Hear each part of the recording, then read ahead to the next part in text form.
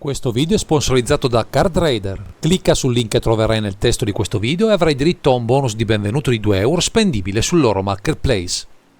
Eccoci qui, cari naviganti, ci avventuriamo in un ciclo di leggendarie atipico, visto che sono incentrate sui Transformers, che poco hanno a che fare con il mondo fantastico di Magic, ma che, con il supporto di Nicola Improta, mostrano un certo potenziale se utilizzate nel Centurion. Grazie al color pie a disposizione, quello Atkos, e alle caratteristiche uniche del suo genere di una creatura allineata ai Decepticons, che come tutti gli altri Transformers è in grado di cambiare forma, passando da quella umanoide a quella di un veicolo. In questo caso si tratta di una moto, per una carta modale che offre una serie di abilità interessanti, che potranno trovare impiego in una lista aggressiva e combattiva, come è naturale che sia vista l'irruenza di questo personaggio tra i tanti presenti in questa lore. Questa volta riparleremo di Flame War, Brush Veteran.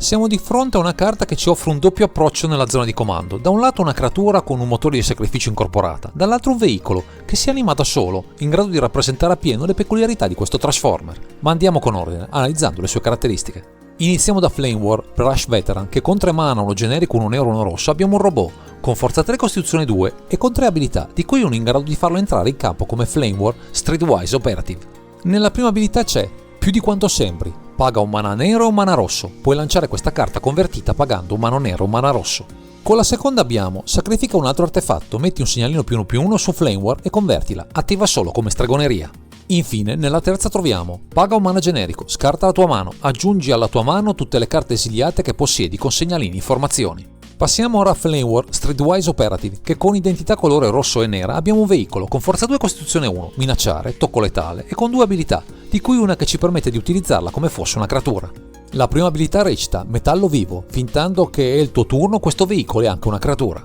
Mentre nella seconda c'è, ogni qualvolta Flame War infligge danno da combattimento a un giocatore, esila altrettante carte dalla cima del tuo grimorio a faccia in giù, metti un segnalino di informazioni su ciascuna di esse, converti Flame War. Quello che ci offre questo Transformer è decisamente interessante sia per i costi di cast non certo elevati, sia per la combinazione di card advantage unito a un pump effect e a delle keyword che lo rendono un bittante tignoso, che può infierire presto sugli avversari meno veloci. Tutto questo si incastra alla perfezione con la pletora di creature piccole e sinergiche che questi colori offrono, abbinate a tante tech legate agli artefatti che possono integrarsi alla perfezione con questo robot dalla doppia anima. Un approccio alle partite quindi scoppiettante offerto da Flame War Brush Veteran e dal suo retro Flame War Streetwise Operative per una build che prova a prendere d'assalto le top del Centurion a suon di ceffoni.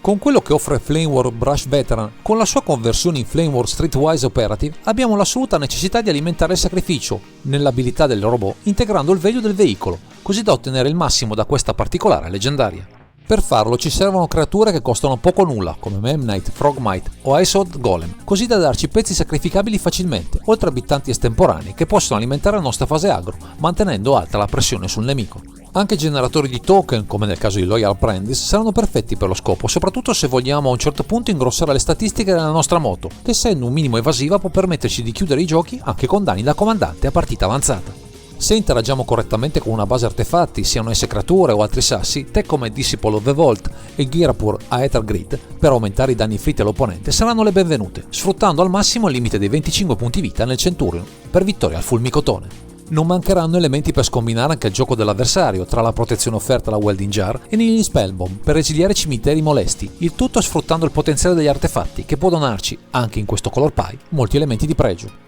È il caso di Lord come Chief of the Foundry, che ci dà modo di gonfiare le statistiche del nostro board, generale in testa, che in entrambe le sue versioni è pur sempre un artefatto, così da incidere ancora di più sui punti vita del nemico di turno. A questi vantaggi potremmo anche abbinare equipaggiamenti come Bone Splitter e Lizard Blades, visto che spesso non avremo creature corpulente e far passare prima qualche danno in più potrebbe voler dire passare di diritto tra le schiere dei vincitori.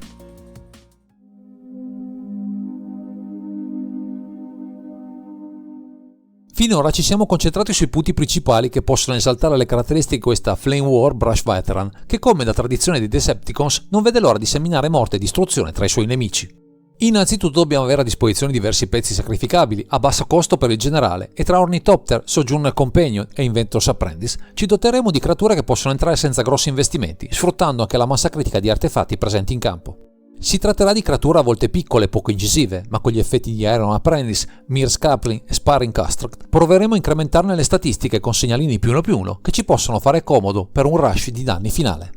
Anche con la flessibilità di Stonecoin Sempert e Working Ballista, con i loro costi a X, potremo avere sempre qualcosa da mettere in campo, sia investendo poco mana, sia nel late game, nel caso la partita andasse per le lunghe e un bittante corporetto potrebbe salvarci la partita. Anche con la meccanica modulare di Arcbound Worker e Arcbound Ravager potremo creare un board consistente, anche grazie al sacrificio di altri pezzi imposto dal comandante, così da provare a imporre una race più convincente, non basandoci esclusivamente sul generale. Ci potranno fare comodo creature rapide come Bonacaria e Gingaburt, così da risultare subito efficaci, soprattutto nei primi turni, dove un avversario lento potrebbe non avere tempo di proporre qualche parante, che frenerebbe la nostra corsa verso la vittoria. Nel caso di opponenti più coriacei, sfodereremo alcuni pezzi in grado di ritornare dal cimitero, tra Pyrexian Dragon Engine, Razorclash Tesmogrant, Scrapcape Scourger, Scorpion Lord e Triarch Praetorian, fornendo anche carne alla macello all'abilità del nostro robot, così da aumentare i vantaggi offerti dalla sua trasformazione. Anche con Painsmith, Patchwork Automaton e Belfast Engineer cercheremo di aumentare la forza in campo, incrementando le statistiche di qualche pezzo, così da sballare i conti sui blocchi e i punti vita erosi al nemico, in balia delle nostre combat fulminee. Ci doteremo poi di qualche pezzo specifico tra i vari effetti offerti da creature come Ashen Harvester, Goldhound, Psychromancer e Scrapnel Slinger, così da rendere più imprevedibile la nostra azione, senza disdegnare la fase aggro, componente chiave delle nostre vittorie.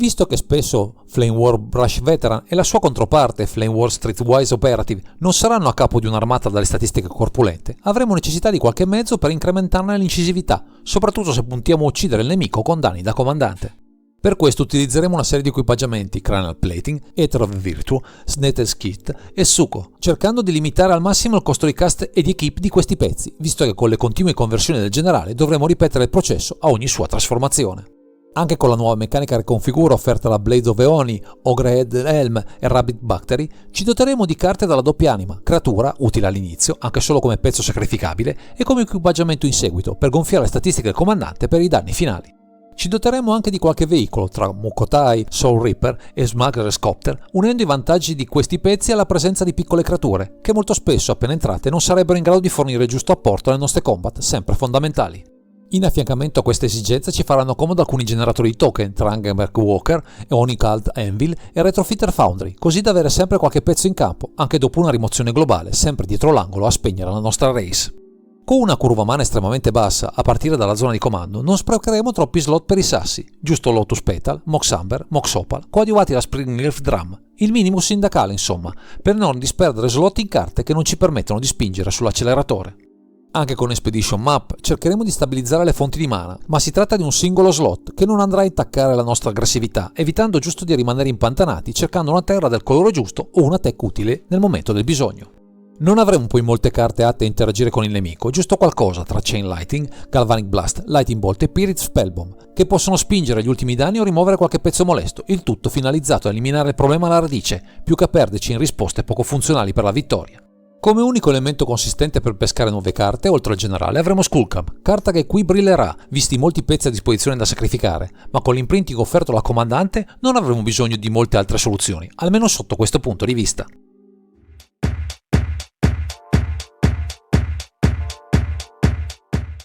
Con l'impianto ipotizzato dietro questa Flame Wars Brush Veteran, il nostro gameplan sarà tanto veloce quanto efficace, per cui gli slot per scelte specifiche saranno pochi e ben calibrati, visto che si punterà quasi sempre ad assaltare sin da subito il nemico, senza girarti troppo intorno. Un'aggiunta interessante arriva sicuramente da Etched Champion, che ci offre un bittante che è in grado di proteggersi un minimo da solo, utile soprattutto se siamo di fronte a un avversario che a più riprese proverà a rimuovere i nostri pezzi in campo. Per frenare alcune giocate tossiche per il nostro gameplan ci doteremo di Opog Gigapur, che può comunque fungere anche da abittante, il che non è male per l'economia complessiva del mazzo, nel caso i suoi servigi non fossero necessari. Di diverso impiego sarà invece Signal Pest, che con la sua abilità Battlecry ci offrirà un boost potenziale enorme, e in particolare quando saremo capaci di popolare il board in fretta di tanti pezzi piccoli, che ingrosseranno la loro forza quanto basta per portare a casa la vittoria. E per risultare ancora più incisivi, Top Tier Engineer, con la rapidità offerta a tutte le creature artefatto, potrà essere un toccasana, così da riuscire a approfittare di un momento di debolezza del nemico per attacchi fulminei con quello che abbiamo appena messo in campo. Infine, viste le sue molteplici abilità, farà bella mostra di sé da Reti, Ingenious e Iconoclast, che si presta a diversi utilizzi, generando nuovi pezzi in campo o rimuovendo qualcosa che ci può impedire di mandare a segno le nostre preziose combat.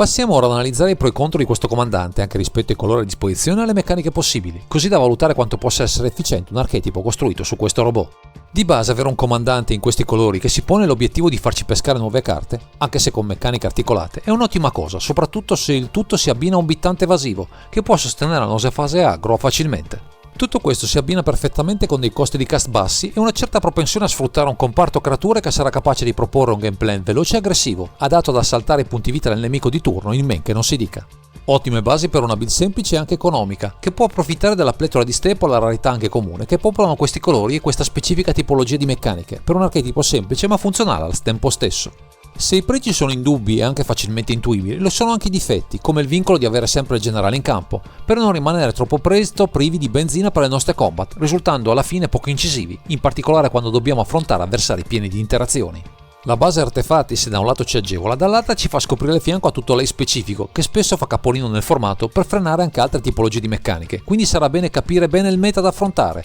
per non vedere il nostro mazzo morire al primo scontro. Abbiamo poi un unico modo per vincere, attraverso le combat, senza altre opzioni alternative, il che potrebbe limitare la nostra resa in campo, rendendoci lineari nell'azione e quindi particolarmente prevedibili se affrontiamo un gruppo di gioco che sa già in anticipo come frenare il nostro mazzo.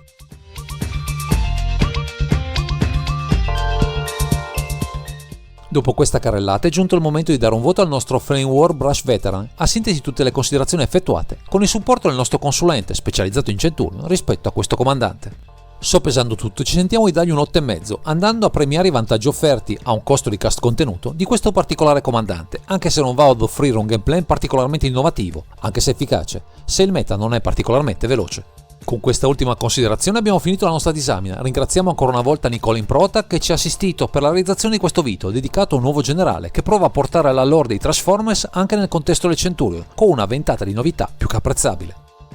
Direi che questo è tutto per questo video, grazie per averci seguito e non dimenticate di commentare, condividere e sottoscrivere il canale per ritrovarsi sempre qui su Underground Sea.